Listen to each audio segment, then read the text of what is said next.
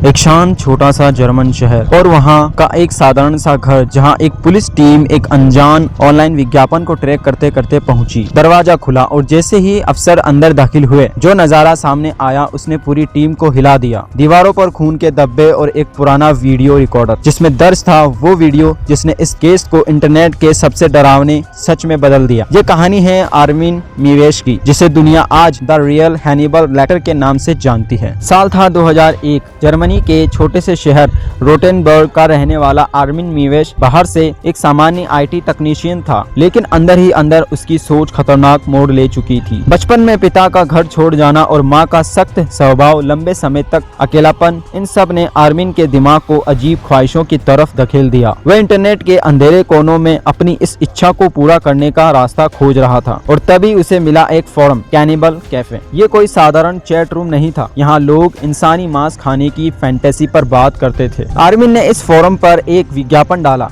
Looking for a young man willing to be slaughtered and consumed. ये कोई मजाक नहीं था। कुछ ही समय बाद इस विज्ञापन का जवाब आया। जवाब देने वाला था बर्नेट जर्गन ब्रांडेज। बर्लिन का 43 वर्षीय इंजीनियर ब्रांडेज की अपनी मानसिक परेशानियां थी और उसने आर्मिन के साथ मरने की इच्छा जताई। दोनों ने प्लान बनाया और ब्रांडेज खुद आर्मिन के घर रोटेनबर्ग पहुंच गया। उस रात का खौफनाक सिलसिला किसी हॉरर फिल्म की कहानी नहीं बल्कि हकीकत थी।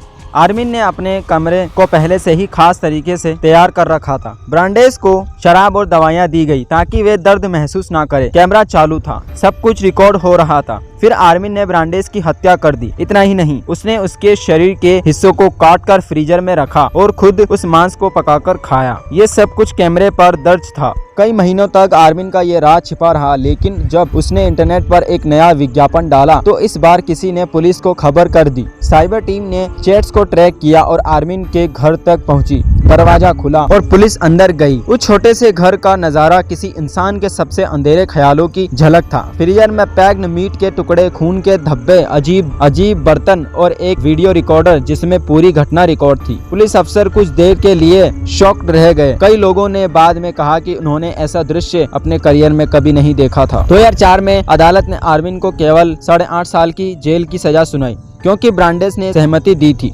लेकिन जनता का गुस्सा इतना बढ़ा कि 2006 में दोबारा केस चला और उसे आजीवन कारावास मिला। कैनिबल कैफे फोरम को बंद कर दिया गया, लेकिन यह केस आज भी इंटरनेट की सबसे डरा देने वाली कहानियों में से एक है।